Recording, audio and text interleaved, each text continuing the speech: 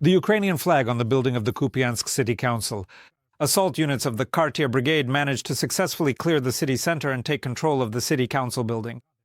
The 13th Operational Brigade, Kharkiv, posted bodycam footage from Special Forces on their page. This was a well-planned operation with air support.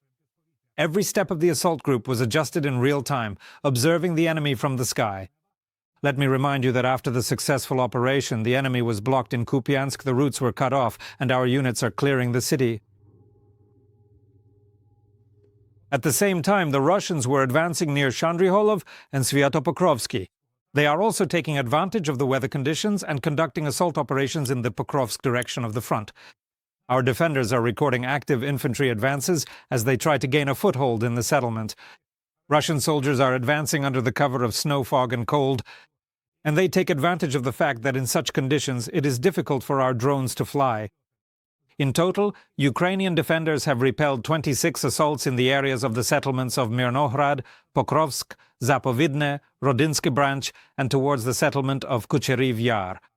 However, according to updated data from the General Staff, the most difficult direction remains the Huliaipol direction. There, over the past day, Ukrainian soldiers repelled more than 30 attacks in the area of the settlement of Huliaipol and towards Oleno-Kostiantinivka and Varvarivka. In total, there were 159 combat engagements along the entire front line.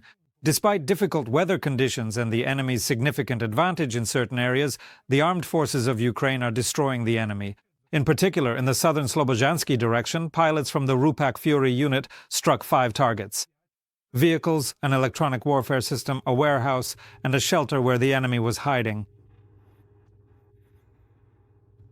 Last night, the Russians launched 18 ballistic and 7 cruise missiles at Ukrainian territory. The Kharkiv, Zaporizhzhia, Dnipropetrovsk, and Kyiv regions were under ballistic missile attack. 7 missiles were shot down, but there were hits in 4 areas. The enemy also launched 293 attack drones. 240 were shot down or neutralized. Shaheds hit 24 locations. The energy infrastructure was under attack, an air assault. The attacks were repelled by aviation, anti-aircraft missile troops, electronic warfare and drone units, as well as mobile fire groups of the Ukrainian Defense Forces. 4 people were killed and others wounded in Kharkiv as a result of a nighttime enemy strike on a postal terminal. Among the dead are employees of the sorting center and drivers of partner carriers. The cargo terminal has been destroyed and the postal facility is partially damaged. TSN correspondent Yulia Boyko has more details. The Russians launched a massive strike on the Nova Poshta terminal in the suburbs of Kharkiv. This is already the 4th such attack on this civilian facility. As a result of the shelling, there are fatalities and dozens of people have been injured. According to law enforcement, the occupiers attacked the terminal in several waves. First, they struck with 2 missiles and then with 4 attack drones. Preliminary reports indicate that Iskander-M missiles and Garand-2 drones were used. As a result of the shelling, there is significant destruction of buildings and a fire broke out over an area of about 500 square meters. A gas station and vehicles were also damaged. More than 30 people were injured and 4 people are in the hospital. Unfortunately, 4 people died at the scene. 2 people have already been identified and 2 more remain unidentified. All necessary examinations will be conducted at this time. This is an entirely civilian enterprise. There are no military personnel, facilities or equipment here. This is not the first attack there. This is already the 4th time that Russia has almost completely destroyed this enterprise. According to available information, the people who died were directly inside the terminal. 2 more people were in the warehouse, which is likely where one of the missiles struck. State emergency service workers rescued 30 people, 2 of whom were pulled from under the rubble of destroyed structures. Nova Poshta has already reported that the cargo terminal has been almost completely destroyed and the postal section partially destroyed. The company also stated that they will compensate clients for the value of parcels destroyed during the strike. Yulia Boyko, Toksy Bugayenko, Kharkiv region, TSN 1+1, Marathon, United News. 6 people were injured as a result of the overnight raid by Russian terrorists in Odesa. The enemy attacked civilian infrastructure in 2 waves, bombing kindergartens, medical facilities, a construction lyceum, a fitness center, and 6 residential buildings. As soon as the air raid alert was lifted, utility workers and rescuers began the cleanup. We will learn more details about the consequences of this strike from TSN correspondent Serhiy Osadchuk. He is live from Odesa right now. Serhiy, first of all, what is the condition of the victims? What is known at this point, and how serious is the destruction caused by the enemy? This time, Sviatoslav, congratulations. We now move to the coast, where explosions were also heard at night. And here on this Langeron beach behind me, you can see where the enemy Shahid flew into the sand and detonated. Due to the blast wave, some of the structures on the beach were partially destroyed. Restaurants and cafes that operated during the summer season were damaged. Even the entertainment complex, located higher up in Shevchenko Park, was damaged. However, the greatest destruction occurred in a neighborhood in the center of Odesa. There, in an area of several hundred square meters, as many as 3 Shaheeds exploded. 6 people were injured. Currently, 2 of them remain in the hospital. The victims are women. One of them is a 48-year-old resident of the building next to the explosion's epicenter. She is in serious condition with broken limbs, and she underwent surgery this morning. The State Emergency Service reports that there were about 15 nighttime requests for psychological assistance, with psychologists working at the sites of the strikes to help people. People were in various emotional states. Many people who came out of apartment buildings where their windows had been blown out came out with pets and children. They needed help, which our psychologists provided. When the sun came up, we could clearly see the scale of destruction caused by the enemy drones. In that neighborhood we showed, people recall how they escaped death. Tim. It was very frightening, really scary. There was a first explosion, then a second, then a third. All the windows were blown out. It was very frightening. Everything near the windows, the walls were damaged and all the windows were blown out. If we hadn't gone out, if we hadn't woken up early, we would have been caught right in the middle of all those blasts, and everything would have been shredded by the glass. I didn't run to the shelter, even though we have one. I just didn't have time. I dashed into the hallway because the glass was already flying right onto my bed. Everything was already blown in here. The doors, everything barely made it out from behind those barricades. And that's it. Shock. It's good that the front door opened. It was very scary. I don't know. I feel sorry for the people, and you worry about everyone. I feel sorry for everyone. A woman from the first floor customs office came to see me. She lives upstairs. It was a mess, but she came to help me because her place is a bit better. Mine is completely ruined. And You know, it's in situations like this that you really see how people come together. Those who suffered less are helping to deal with the aftermath of the strike, helping those whose apartments were damaged more. I saw more than 3 such devastated homes here. Dozens of utility workers are at work, covering the damaged windows with plastic because the temperature dropped at night. It went down to -7 degrees. Heavy machinery quickly cleared the road of debris, and by morning it was already possible to drive through here without any problems. Meanwhile, janitors were cleaning up broken glass in the courtyards. An operational headquarters has been set up near the damaged houses where people are warming themselves and writing applications for the restoration of damaged property. So Odesa stood this time and continues to live independently during the night's trials. Sviatoslav. thank you for keeping track of everything. Of course, Odesa residents have strength. SN correspondent Serhiy Osadchuk reports on the consequences of another series of Russian terrorist attacks in Odesa. Shaheeds exploded in different districts, including on the coast, not far from popular beaches. The Russians struck Zaporizhzhia, targeting an energy facility. 2 female workers were injured. One of them suffered extensive burns, while the other also sustained a concussion. Equipment was also damaged, and as a result of the strike, many consumers were left without power. The energy workers will begin restoration work as soon as the air raid alert is over. There is also an injured person in Sumy. This morning, a Russian drone attacked civilian infrastructure there.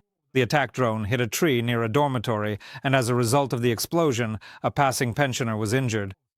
In Kherson, the occupiers shelled a multi-story building. The upper floors in the central district were damaged.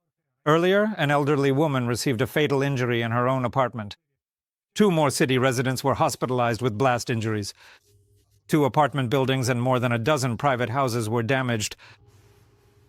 It was a loud night in Dnipropetrovsk region. There, the occupiers targeted a thermal power plant. In the Kryvyi Rih district, utility workers are now trying to prevent the pipes from freezing. The gas pipeline in residential buildings were also damaged.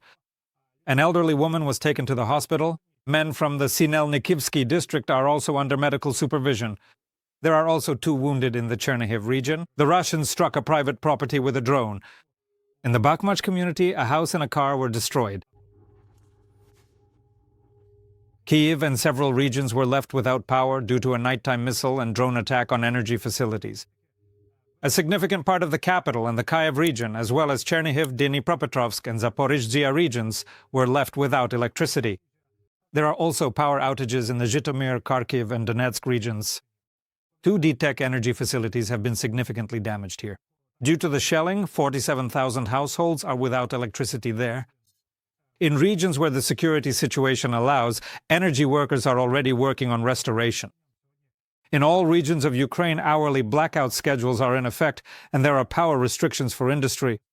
In Odesa region, Dnipro, Kyiv, and the Kyiv region, previously published schedules are being followed.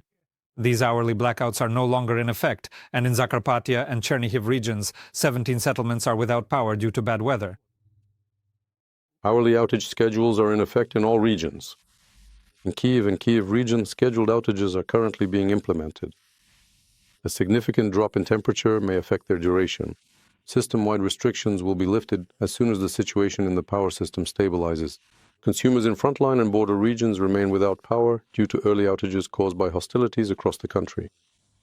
The situation here is the most difficult, as the restoration of electricity is complicated by ongoing hostilities. Severe frosts in the west of the country.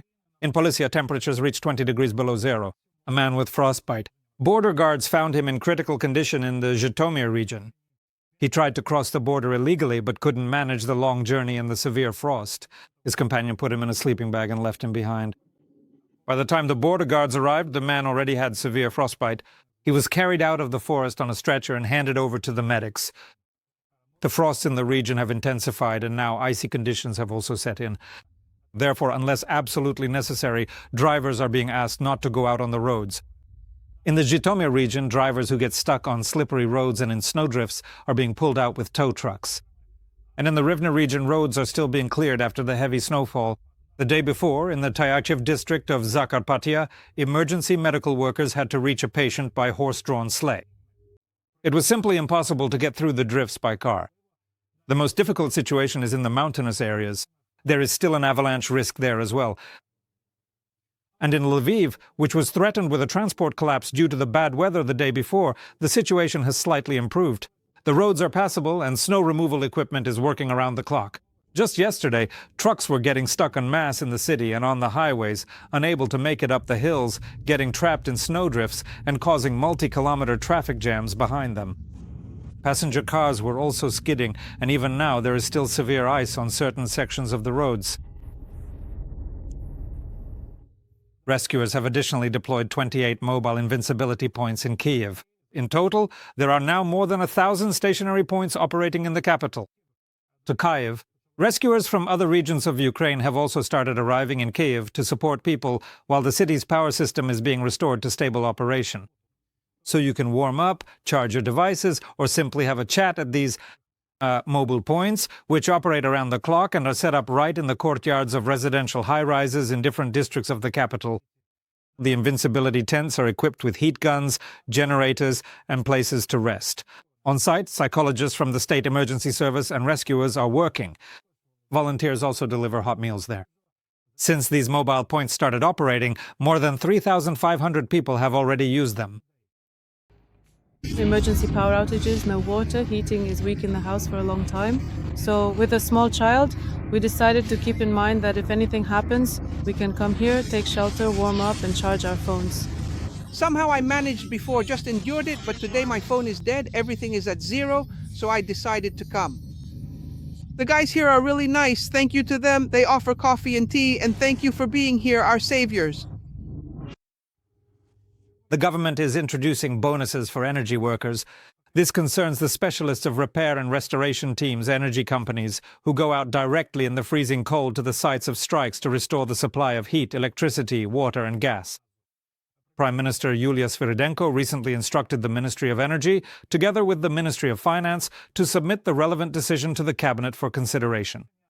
Additional compensation will be provided to specialists from Teplo Energo, Kyivvodokanal, and Kyivavtodor, who are working on restoration efforts. Kyiv Mayor Vitaly Klitschko also promised services to the residents of Kyiv. Last year, the highest number of civilian casualties was recorded in Ukraine. During the war, And all this is happening against the backdrop of active peacekeeping efforts, including those by the United States. The data on casualties is provided by the UN Human Rights Monitoring Mission in 2025. There were 2,514 killed and over 12,000 wounded. This is the highest number since 2022 and 30% higher than in 2024. UN experts state that the increase in casualties is due not only to the intensity of hostilities, but also to the greater use of drones and other long-range weapons against the civilian population. The UN also noted that 63% of all losses in 2025 occurred in frontline areas. Elderly people have been particularly affected, as they make up a significant portion of those who have remained near the front line. The agency also mentioned an increase in the number of coordinated strikes on energy infrastructure. And all this is happening in sub-zero temperatures. And this only increases the risks for the civilian population. In the rear, a mockery of the cause of peace, which is of paramount importance to the world and to President Trump. With these words, the U.S. representative to the UN, Tammy Bruce, condemned the Russian strikes on civilian infrastructure. And the Ukrainian ambassador, Andriy Melnik, wished the representatives of the Russian Federation, I'm quoting now, to dry their oars and start weaving bast shoes. Moreover, he did this in pure Russian, which, as they claim, is being oppressed by Russians in Ukraine. An emergency meeting of the UN Security Council was convened the day before after Russia launched massive attacks on the energy sector. TSN's own correspondent in the United States, Olha Koshelenko, has the details. The logic of the criminal thinking of the Russian leadership is obvious to everyone in the world. As soon as severe frost hit Ukraine, the Russian invader launched massive strikes on the energy sector, causing entire Ukrainian cities to plunge into dark cold. This was stated in particular by Deputy Secretary General Rosemary DiCarlo. She also briefly mentioned reports of blackouts and casualties in the Russian border region. However, DiCarlo clarified there are no international observers. The Russians do not allow them in, so there is no way to verify their reports. No possibility. After that, several European countries also recalled the fake attack staged by the Russians on Putin's residence before New Year's, which the Kremlin used as a pretext to bomb Ukrainian infrastructure. It was previously confirmed by Donald Trump as well that no one attacked Putin in Valdai. But it was the US representative to the Security Council, Tammy Bruce, who was the first among all American officials to condemn the Kremlin's latest actions. For the fact that they in particular are undermining the efforts of the US president to establish peace. We condemn the fact that Russia continues and intensifies attacks on Ukrainian energy facilities and other civilian infrastructure. These attacks are a mockery of the cause of peace, which is of utmost importance to the world and to President Trump. The Russian representative Nebenzia was indignant, asking why no one notices or condemns the attacks on the Belgorod region, which, according to him, also suffers from power outages. And as if ignoring the statements of his colleagues, he repeated the lie about an attack on Putin's residence. The only thing Nebenzia was sincere about was admitting that Russia is deliberately destroying power grids, which is explicitly prohibited by international conventions. He explained the blackouts in rear cities by saying that they provide resilience to the armed forces of Ukraine. Ukraine's ambassador Andriy Melnik called the Kremlin's actions a slap in the face to American mediators who are trying to broker a peace agreement, and a blow to Russian decision-makers, which exploded 50 kilometers from the border of the European Union, is evidence of Putin's true intentions. He had a few words in Russian for the Russians. Melnik called Russia's escalation a sign of its weakness and inability to achieve military results, as well as bravado against the backdrop of a stagnating Russian economy. Modern Russia is like a colossus with feet of clay, and it's only a matter of time before this house of cards collapses. Our message to Russia is very simple, and I'll say it in Russian since you claim that this language is oppressed in Ukraine. That's it, guys. You've reached the end of the line. Pack up your oars and start weaving bast shoes. The game is over for you. The UN Security Council meeting, dedicated to last week's shelling, took place at a time when the Russians were carrying out a new air attack from the United States. Olga Koshelenko, Maxim Shinkarenko, TSN 1.1, Marathon. United News. Iran sold Russia nearly $3 billion worth of missiles. This was reported by Bloomberg, citing an anonymous security official. According to journalists, Iran supplied Moscow with short-range ballistic and anti-aircraft missiles, about 200 missiles in total. Surface-to-air missiles for air defense systems. In addition, they shipped millions of rounds of ammunition and artillery shells. Notably, the first contracts between the two dictatorial countries were signed just a few months before the full-scale invasion of Ukraine, that is, in October 2021. Since then, the total volume of Iranian aid to Russia is estimated at $4 billion. A separate expenditure item was a contract for $1.75 billion signed at the beginning of 2023. It provided for the supply of drones. The kamikaze Shahed 136 drones and the transfer of technology for their production on Russian territory, already under a new label, Geran 2. These figures are not final, as journalists report that new arms deliveries are also expected. Meanwhile, the United States of America is urging its citizens to leave Iran immediately. A critical warning was issued by the U.S. State Department. According to Washington, the situation in the country is becoming uncontrollable, so their citizens are advised to evacuate on their own without waiting for help from the government. To do this, it is recommended to use border crossings with Armenia or Turkey, for those who are unable to leave. The State Department advises finding a safe shelter, staying out of sight, and stocking up on water, food, and medicine for an extended period. Following the Americans, Sweden and France have issued similar instructions to their citizens. Protests in Iran are not subsiding. Since December 28th, it all started with inflation, but now there are calls to overthrow the current regime. Ayatollah Khamenei. As of now, the number of people killed during the unrest has already surpassed 600. At the same time, human rights activists warn that the actual number of victims may even exceed 6,000 people. Witnesses speak of secret burials and overcrowded morgues. Iranian security forces are using force against protesters. Live ammunition, blocking the internet, jamming satellite communications, all to conceal video evidence of horrific crimes. Earlier, Donald Trump threatened military intervention if the killing of civilians continues. Ukrainian President Volodymyr Zelensky also expressed his support for the Iranian people. He called it an uprising and urged the world to help the protesters overthrow the regime that supplies weapons to Russia.